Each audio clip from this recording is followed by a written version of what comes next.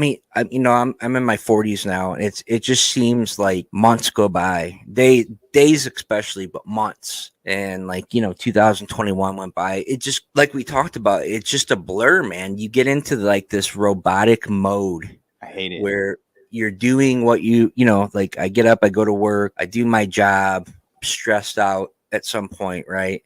Try to find some satisfaction in this like little block of time I have when I get home from work before I have to go to sleep and get up and do it again, right? I've really been thinking about at this age, not that I'm super, super old or anything like that, but taking time out and finding points where you find things that you enjoy and find things that you love and appreciate them. And I'll speak specifically about my daughter. You know how much I love Mallory, Of course. I take these little moments where she's just sitting there, I'm sorry, I get choked up, but All right, pal.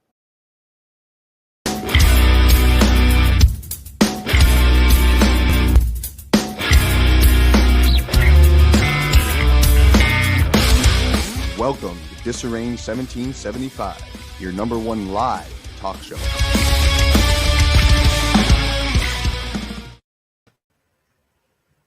Hello, sir. Hey, what's up, pal?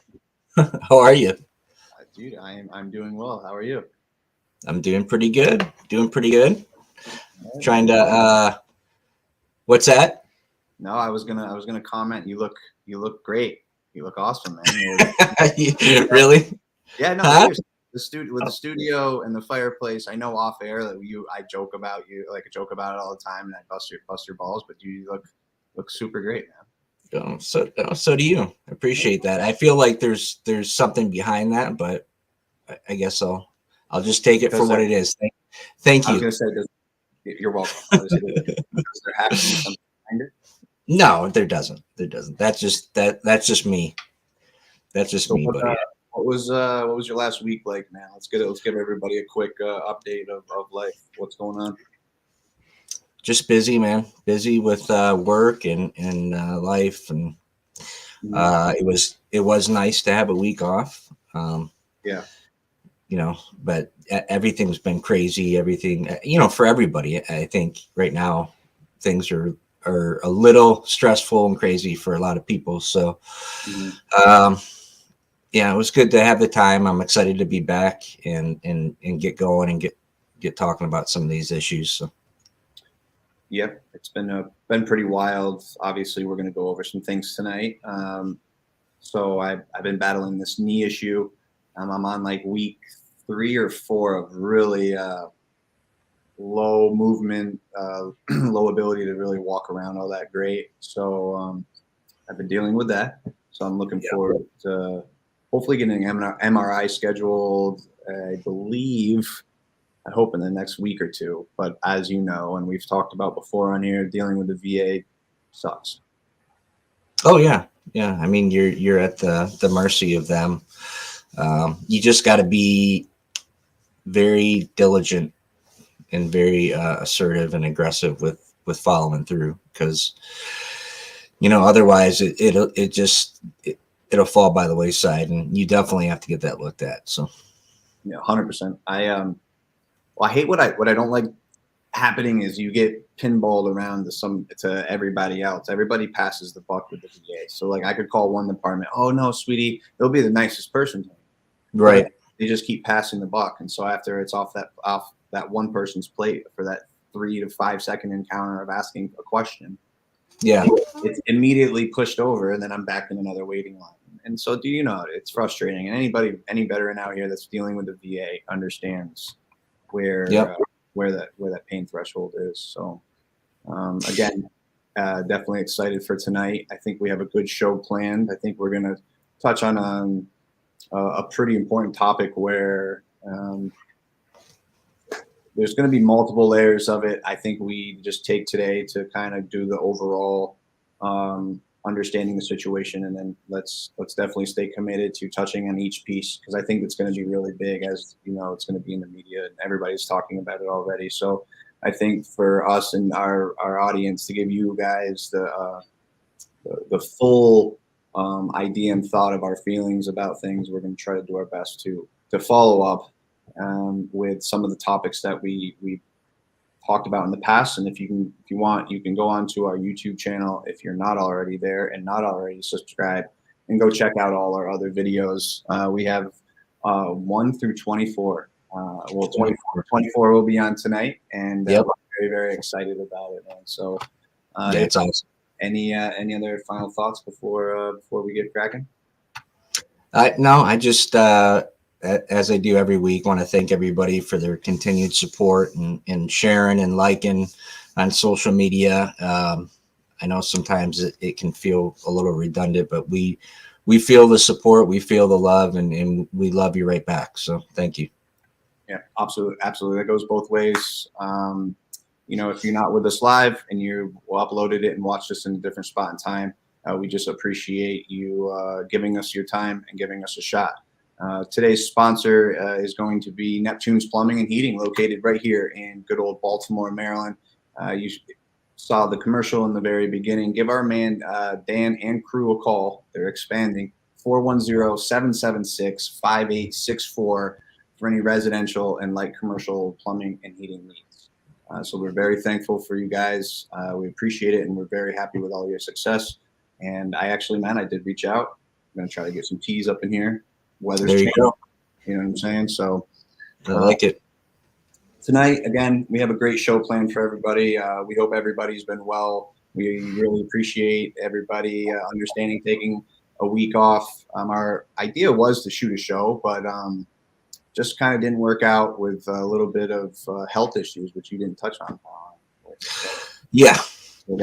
We'll have to bring that up towards the end, because it was interesting, to say the least. So we're obviously tonight, if you've seen any of our social media, we are going to be touching on the Buffalo shooting in Buffalo, New York, and we're going to be revisiting a topic that we had talked about in a previous episode. And please forgive me, I really truly don't remember the episode. It was early. Yeah, I've done a lot of I've been doing a lot of the audio editing, so they're all kind of mushing into one huge episode. So please go check out our earlier episodes. There's some hidden gems in there, and we understand if you have to skip through parts of it. Right. But there are some good information. So please go visit us on our YouTube channel. We're really trying to grow that audience. Disarrange 1775, and then check us out Spotify, Disarrange 1775 Talk Show, and TikTok. We got to get to 1,000. We're missing out on a very good opportunity for us to reach out to our veteran side of the family, and also our trauma side of our audience. So please head over to those platforms. Disarrange 1775 would be greatly, greatly appreciated. So jumping into our first topic, Buffalo shooting. We have an 18-year-old white male who, I wish I could use other terms, but targets and shoots 13 African Americans in Buffalo, New York, at a Tops Market. I'm from upstate. Tops is a local food chain, and I believe we have one of our listeners, Rodriguez, isn't too far from that area, but nonetheless, yeah. News sources are saying that the shooter planned to execute these attacks and started planning it months prior, around March of this year, and unfortunately, it was racially driven and executed. No doubt, this pile of shit also gave up an 8-page manifesto, live streamed it, killed a retired police officer, I believe. Which actually did get some shots off at him and hit him, but he was wearing body armor. Yeah, kind of leaves me a little speechless. Yeah, so there's a lot to this. I mean, we talked about this earlier. There's a lot to the shooter in dissecting. Like you said, this started in March, where he actually started casing the scene.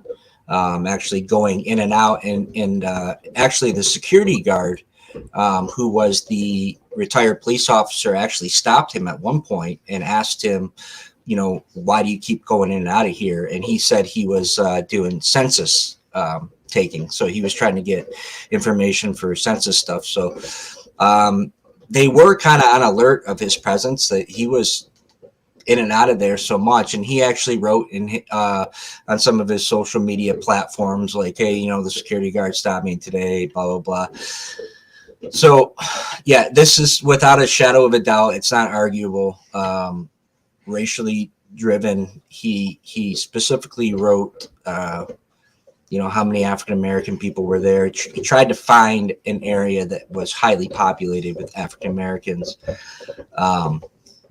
and went in and executed his plan. So, just another example of just pure evil and hatred. And you know, I mean, it always brings up the gun debate when stuff like this happens, and I personally, I think everything should be talked about.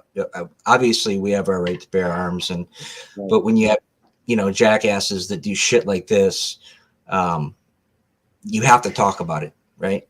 It's unfortunate for people who are lawful citizens and own and are responsible and all that stuff.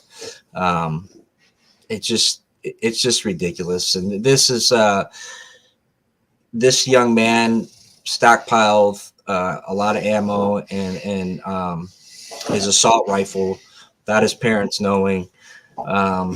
There's some other stuff on him, man. I guess he actually killed a cat that his mom knew about and buried the cat. So obviously a very disturbed young man.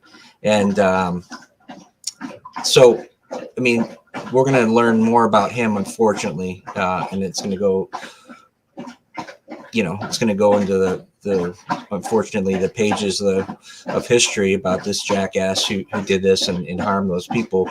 And the age ranges were like, I think 20 to 82. So you got people, excuse my elephant drinking. You know, it's horrible, man. It's horrible. And it's just, no one should ever have to worry about going to a grocery store and something like that happening, man. And I don't understand the hate on each side. I talked to you earlier about he had this belief, it's called replacement therapy, and it actually goes back to the Jews and whites, where it's an old theory, right? That white population is being replaced. Yeah, well, it's just crazy shit. Yeah, just total. So I do have a question. About this. I want to go back to kind of the beginning of it before we dive too hard into it. You said that he was actually, was it days prior, that he was actually stopped by the security guard, and the security guard challenged him and said, "Why do you keep coming in and out of the store?" And he said, "Census collecting." Yes. Does that to you spark maybe a red alert or a red flag where you would have maybe questioned a little bit more and asked for credentials, or would you have, you know, observed and I don't know, up to your chain of command? Yeah, I mean, it's interesting, and unfortunately, we'll never know what was going through the security guard's mind. I'm sure, being a retired police officer, and especially if it's, you know, I thought too, especially if it's a predominant African American store, you have this young white kid coming in all the time, you know, that's right there, kind of raises some flags like, hey, what are you doing over here? You know, type thing. It's just, but, you know, I mean, who really thinks that's going to happen, you know? And unfortunately, I guess you have to, you know, but it's one of these situations, you think, where unfortunately something really bad and evil has to happen to bring some of these racial organization or groups to light, so then we can maybe start focusing on resources to try to eliminate them. Yeah, I mean, there's, we talked about like the social media culpability in this, and this jackass actually live streamed 2 minutes of this shit on Twitch, which we're live streaming right now on. before Twitch took it down, but that wasn't before however many thousand people's copy the video, and why the hell they would re-show it. Yeah. I do, I can't fathom this stuff, and it bothers me. You know what I mean? It's like, I'm worried about like how I'm going to put gas in my tank and buy food and shit like that, and like go to work and try to do the right. Like I don't understand where these people find all this freaking time and to do this shit and you know what I mean? Like have this. It's like it just doesn't make sense to me, man. It just doesn't make sense to me. I don't get it. And I want to also I want to say this too, Matt. Anybody that's watching, we got new guests on here all the time, in and out. They're popping in and out. And if this is a time that you're actually popping in before you bounce off, this is bigger than black and white, right? I like music. I like hip hop. One of these new cats out here, Little Baby, says it's bigger than that, and it is, right? Like not every white person is racist. Not all black people are dumb and ignorant, right? Like this supremacy, this idea that races are trying to take over other races, and people of color now are going to be going to grocery stores and areas with a little bit of fear, and that's terrorism. That's domestic terrorism. That's exactly what it is. It's putting that seed in your mind where you're fearing that, and unfortunately, it's fed by the internet, by social media. You get these 18-year-old jackasses who have some emotional problems, and I'm not going to whatever. I don't know what this kid's issue is, but we've all been through shit, and he finds the right group to stroke his vulnerability and buys into it and feels like it's the right thing to do, and it's just. I don't know, man. It's sad, and I hurt for the families. I just don't understand how you can have that much hate to do something like that. Thoughts all out to the family too. Yeah, it's a disgusting event that took place. I would like to follow up with it. There's so much to this, like the live streaming. Who should be held accountable for the social media, the platforms that host these people? What's their policies in terms of preventing and tracking hate speech? Right. This wasn't the first time that he did anything like this, right? I mean, no, because they said what he posted, the manifesto and all this stuff. Right. There was a group of people that saw it. They don't. I'm sure they'll find out the more investigating they do now, but there was a group of people that saw it. So like we talked about earlier, what culpability do they have, or are they a part of his group where they believe in that? I don't know, their race is getting replaced, and it's just I don't know. It's mind-boggling. Do you think he acted alone? There's got to be he told somebody. If he was a part of a group, he told somebody, right? It's hard for me to believe that an 18-year-old who's doing something like that acted alone. And I didn't tell somebody he was doing it. You know what I mean? It's hard for me to believe, but especially with that far in advance planning, and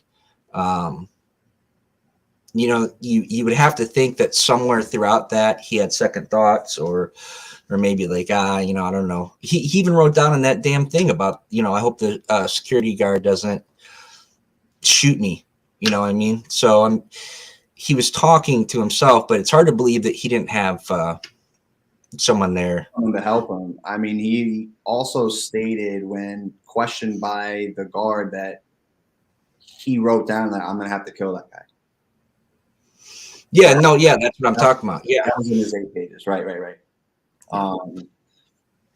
It's just heartbreaking, dude. I don't know. And we talked a little bit about. I saw the video on TikTok of his arrests, and there was some unrest in the African American community about the way this guy. I mean, it looked like he had 6 outstanding parking tickets, and the cops were just, hanging out with them. I mean, I get it, because I'm looking at them like, this guy just massacred 10 people, and he's like literally just standing there. Everybody's calm. Everybody's just standing there calm. And flip side of the coin, bud, I ask it, what would the picture be if it was a black man that just shot 10 white people? So I understand that. A lot of times I don't get into these arguments, and I but when my initial thought in watching that video was like, this is crazy. Like the kid was just standing there totally calm. They just had a hand on his shoulder. I saw that one picture, and then when you told me about the clip, I went out, checked it out, and you're right. It literally looks, the kid doesn't even look scared. He doesn't look nervous. He is completely composed, and you're right. He's not even being like manhandled or anything. No, they had an officer just kind of had his hand on the back, and they actually had the family members of the people that just got shot are out there screaming, and then the cops telling them to be quiet. I'm going to ask this, and I don't know the answer, and I don't know if you do. Do you know if there was black officers and white officers taking control of this? There was I noticed that when I took a look. There was white officers, there's African American officers, there was, it just, the whole thing was, that whole scene to me. And I had heard about the Buffalo shooting. I didn't know when I saw that video that he was the Buffalo shooter. So when I saw the video, wow, right, yeah. So that's why, like, my initial impression was like, well, what's this jackass doing in operator's gear? Like with the fatigues, and then I saw the bottom, like, Buffalo, and then the lady came on for the video, and she was explaining how she was outraged, and I'm like, holy crap, that guy just killed 10 people. Like, it, like I said, it just looked like they pulled him over for, like, excessive speeding or it was crazy, dude. Nick James says, where are the parents' accountability? 100% agree. Yeah. Just for you, Matt, telling me about the cat story, like that right there should alert a parent to then really start paying close attention to the child. And you can't sit here and tell me that maybe something wasn't seen. What do we do about that? How do we understand that it is good to be able to come forward, even though it is your child? I understand it's the help thing, but I mean, if you think that your child, I guess nobody really thinks their child is capable of doing something like this, I guess, to be fair, right? Yeah, well, I mean, and we don't know. I don't know that, like, he told his mom, hey, the cat just died. You know what I mean? Like, I don't know. But it's going to be interesting. I mean, that's where I would first start looking into my more will be revealed, obviously, and it's just sad, but unfortunately, you can't get those lives back, and people are missing their moms and their dads, and it's just gross, dude. Thanks a lot, Nick. We appreciate your comment. We're gonna hop into a couple other ones here. We got some good ones. Let's see. We got Mr. Tyler Glanda's good supporter. It's fine line between acting on thoughts to prevent events versus respond to actions after the fact. Oof. Mr. Glanda coming in with some fire right here. I have to read this one again. Yeah, I have no idea. It's a fine line between acting on thoughts to prevent events versus response to action after the fact. I really would like to understand this question a little bit. I have no idea what the hell that means, Glenda. You need to speak Marine to me and Turner. I mean, is he saying that we're Monday morning quarterbacking the events? I don't think so. I don't know. I don't know. He feeling froggy? He can leave. Well, he might as well have wrote it in Spanish. I have no idea what the hell. I mean, I'm at a lot. Nick James is saying thoughts aren't criminal. Yes, you're right. Thoughts are not criminal, but I think if you post them and you share them to try to get other people to like it, I think that's when it starts becoming the issue. Anyone can have a thought of something. You're right. Well, that's the dangerous part, right? So of the hate begin? When's the action of the hate begin? Is it as soon as I express the hate? Right. I might feel a certain way and express it, but have the mental capacity to leave it at that. But who I'm sharing those thoughts with and who I'm encouraging that level of hatred or behavior with might be vulnerable to the words that I'm saying, right? Mm-hmm. So there is culpability in that. I mean, it's, freedom of speech, yes, absolutely, but there's consequences for actions, and um, I'm sure a lot is going to be revealed with this stuff, man. It's a pretty layered case. Yeah. So We're definitely going to have to jump back into that. So I appreciate everyone getting in the comments. It feels good. Kind of, it's kind of funny, man. We take like a week off and we come back and we got great love tonight, and it just kind of feels like we're back home. yes, sir. I'm excited. So let's move on to this next topic. I actually have a story that I didn't tell you that I was planning to share with you, and that's actually the first time I've ever told anybody. I had a bit of an experience the other night. So as I've been editing shows and stuff, ran across the vulnerability and how it's not normal for men to be vulnerable because it looks unmasculine. We touched on that in earlier episodes. While thinking about that and seeing the video, listening to the audio, it brought me to relate a story of a dream that I had a couple weeks ago. Okay. I've actually never told anybody about this dream, and I thought tonight would be a good platform to get it off my chest and maybe pick it apart a little bit. And so with this whole topic of being vulnerable, I'm pretty nervous to talk about it. But for 10 years, I've had a really hard time with separating from the Marine Corps and trying to find some sort of path or way out here in the civilian life. You can agree with that, right, Matt? Oh, yeah. But you can also agree that I've missed every single day that I'm not in the Marine Corps. You probably can agree with that too, right, bud? Sure. So the other night, I went to bed like a normal night, and I woke up and I felt like I was in a completely different universe. I laid there for a while and realized that I had this dream. And again, some of the past episodes, we've expressed how vivid dreams can be for veterans or somebody of trauma or with PTSD, right? I had this dream that was so real. When I woke up, I again thought it had happened. I actually went back into the military. Okay.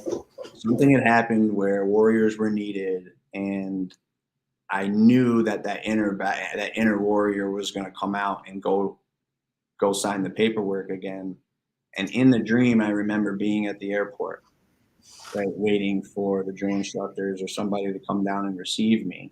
And I knew what I was doing. I knew what I was getting myself into. Yeah.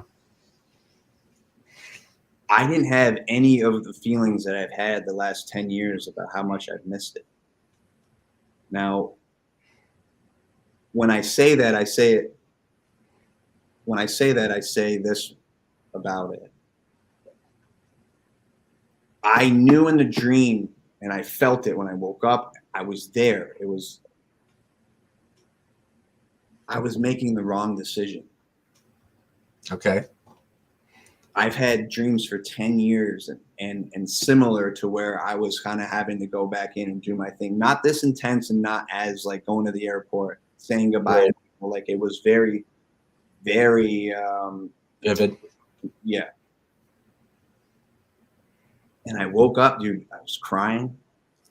In the dream, I was bawling my eyes out because I knew that wasn't who I was anymore.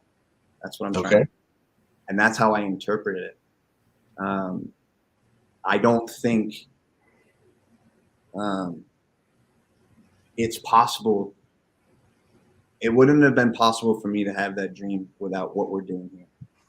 And that's between that and the support group that I have. Mm-hmm. I thought being a Marine was going to be the only cool thing I ever fucking did in my life. And it was going to be the only thing that I was successful at. Yeah.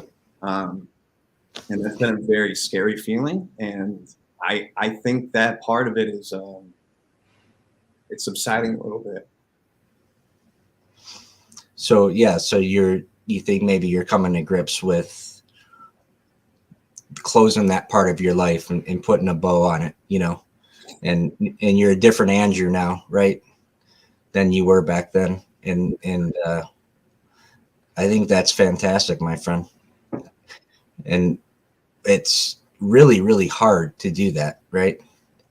It's really hard, and I don't think you'll ever lose the wanting to be a part of something or wanting to be a part of the fight. But that piece of you that made you want to be in the Marine Corps, it sounds like has moved on. You have different goals and different aspirations now in your life. And that's okay, man. Like I said, cherish it for what it was, the time that it was, and be so very grateful that, you know, you're at such an exciting point in your life where you can feel like that, you know, that you have that closure. I think it's great. I think, you know, I know it brings up a lot of emotions, and but I think the way you stepped back and were able to kind of get insight on how you felt about it, I think was your commentary was spot on, dude.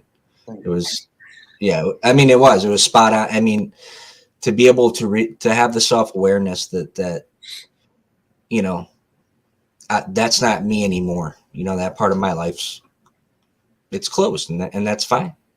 There's nothing wrong with that, you know? Yeah, I get mixed. Oh, excuse me. I get mixed emotions about it because I don't want to feel like I'm retreating.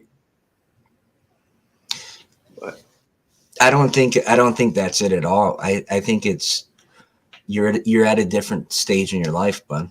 You're just at a different stage in your life, and I don't think anybody who knows you would ever second guess that if we had to pick up and fight, that Andrew Turner wouldn't be there.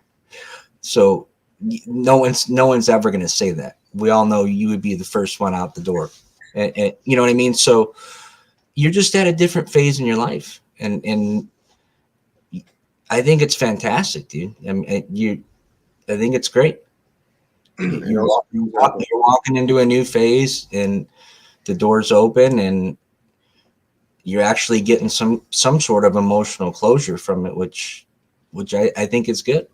I think it's hard because I am feeling other emotions that I haven't felt in. Well, I've been out for 14 years. Yeah. So navigating navigating those waters it's good, but it's mixed emotions. Yeah, I understand. I completely understand, but you need to know, and I'm sure I speak for every warfighter on here that's listening and watching, no one would ever second guess your commitment to the fight, but we understand that it's just it's part of the process, and you're in a different phase in your life, man, in your manhood and in who you are now. And I think it's fantastic. I think that we've all been able to I know that was really hard for you to move past. There was a lot of open-ended things with the Marine Corps that I know you didn't have closure on, and you felt like you had a lot of what ifs, you know, and so I'm really happy that you're able to process this and move forward, man, because I know that was a hang up for you for a long time. And I didn't have that. And I was very fortunate. I didn't have that. But I did tell you that out of the time that I did in the Marine Corps, the best and most complete time I had was the 4 years that I was with you guys. You know what I mean? So you had that time. It's just I know that it was kind of an open-ended situation in your mind, and I'm really glad that you're able to Well, I kind think of yeah, I think to provide other value for the story, I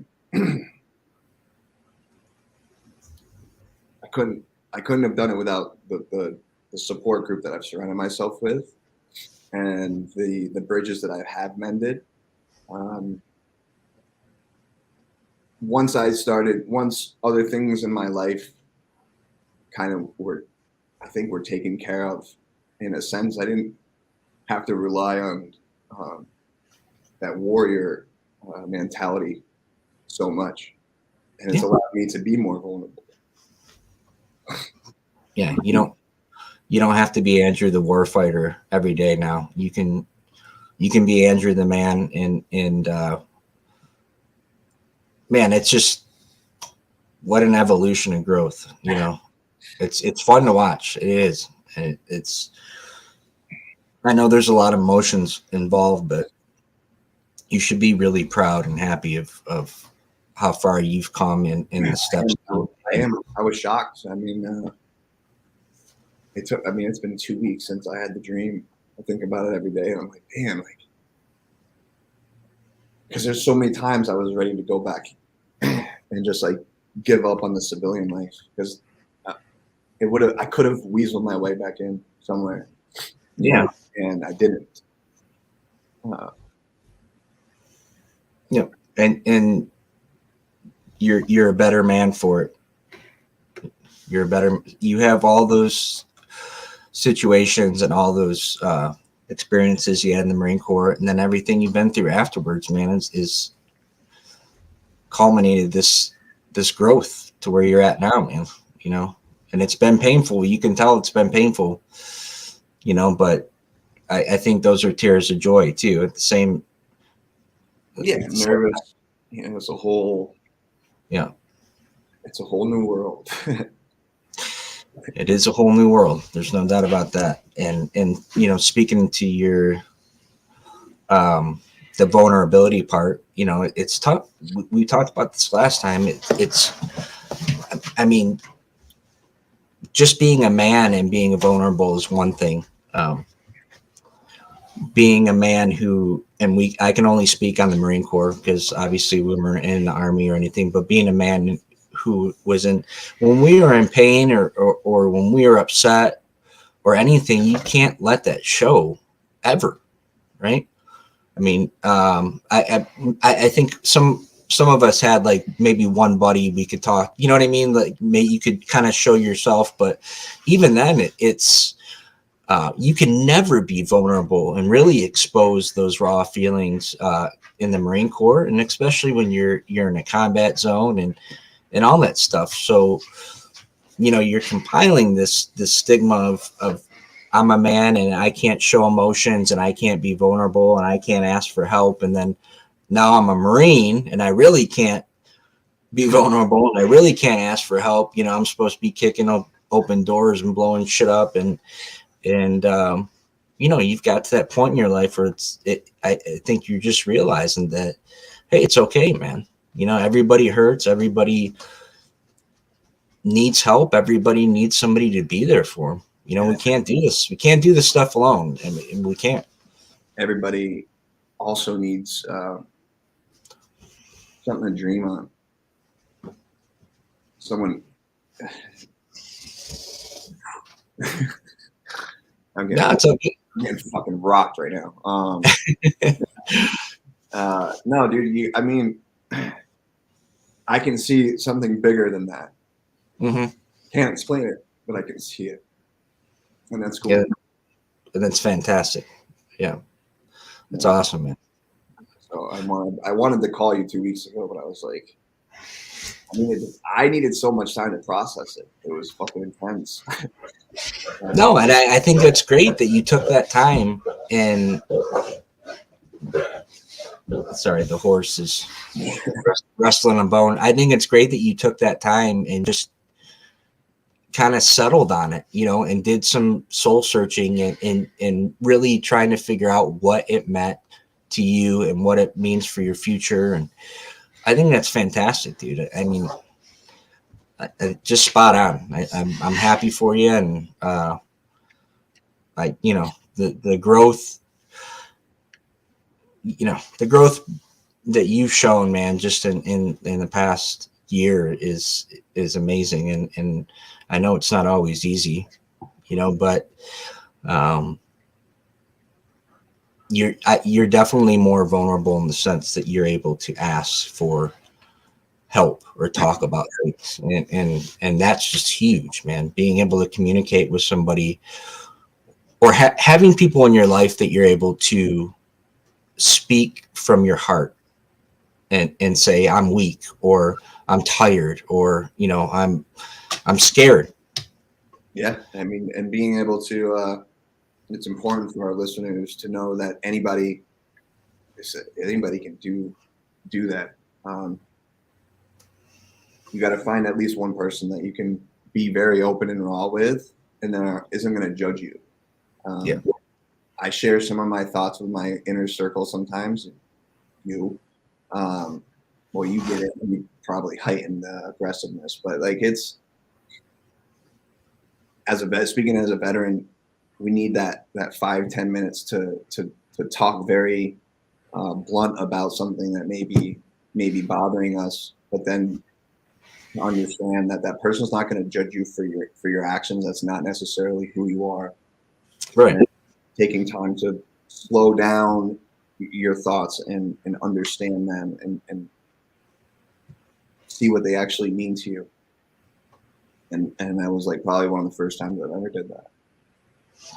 Yeah, I mean, because we've talked extensively about, like, I mean, how many times this is like men's famous thing, right? Like you're feeling, you're shoving it down, you're shoving it down, you're shoving it down. Then all of a sudden you're in your car one day or you're home alone one day and you do the ugly cry, right?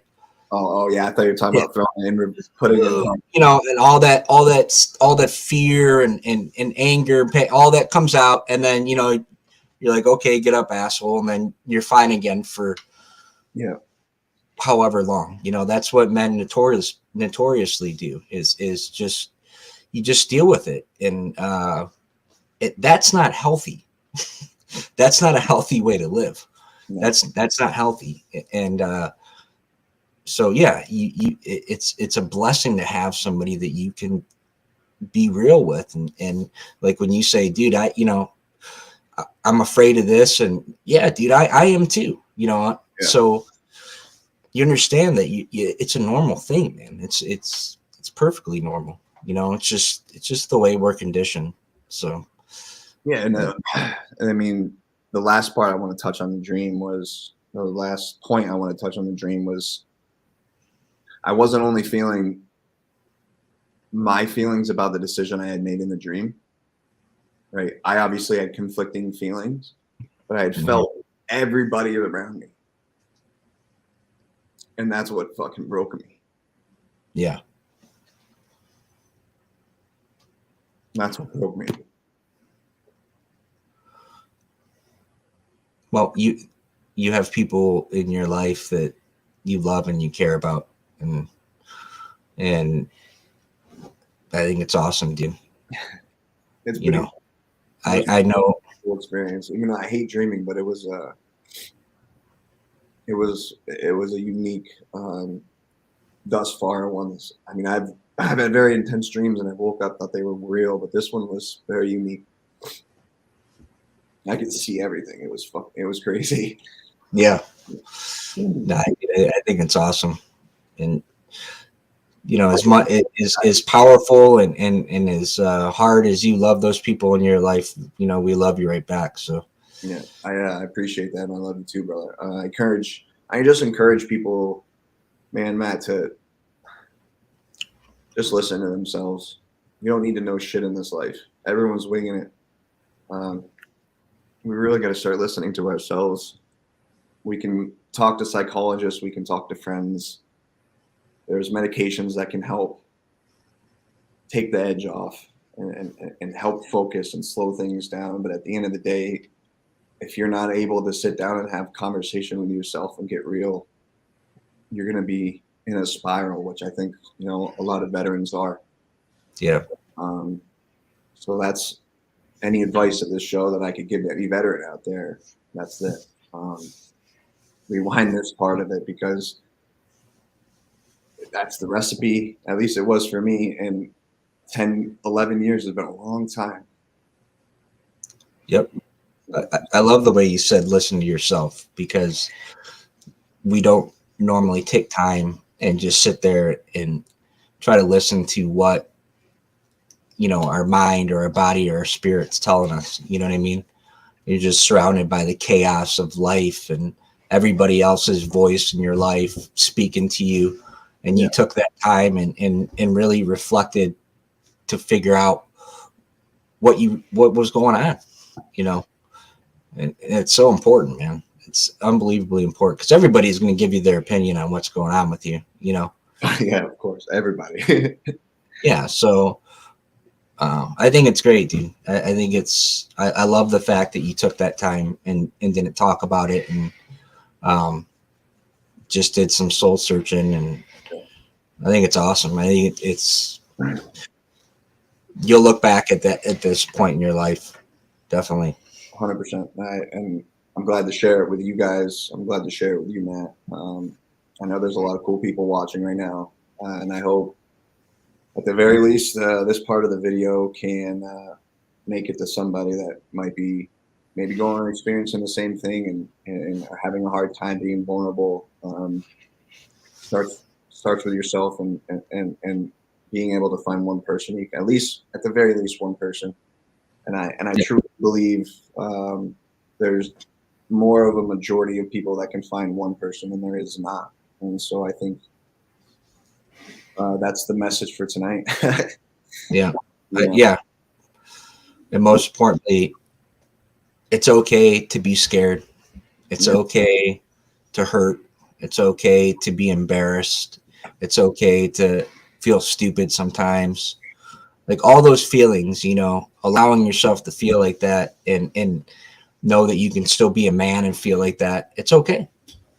It's okay. I think a lot of times we get embarrassed or we feel less than, or we're afraid and we stuff those feelings away, and there's a lot of hurt behind that. So with that hurt and channeling it and understanding that the fear should never go away. Just like going outside the wire, you always have something in your stomach, and that's what I have right now. And because now I'm onto uncharted territory for Andrew Turner.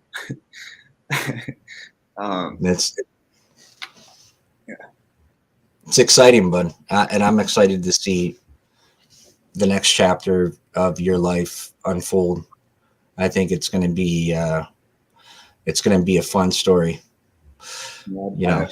I appreciate it, man, and I appreciate you dealing with me and all the countless hours we spend on here to make this show happen weekly. I think we've really only missed taking 2 breaks in the last 6-7 months, and I think we've missed 2 shows. So that's pretty cool. So I appreciate you, man, very much, and I appreciate you the same, bud. I love you, and I look forward to next week's show. Yes, sir. Yes, sir. I love you too. Thank you very much for tuning in tonight, Disarranged. We really appreciate our live audience, and we also appreciate you if you're uploading later on. Tonight was a good episode, and I hope you go back to our YouTube channel, check in for all our updates. We've got YouTube Shorts hitting the internet waves. We have TikTok is starting to blow up a little bit, so please, if you could, share a like, follow, hit it on your favorites on TikTok. Helps with the algorithm. But until next week, guys, I hope everybody stays good, and have a great one. Peace.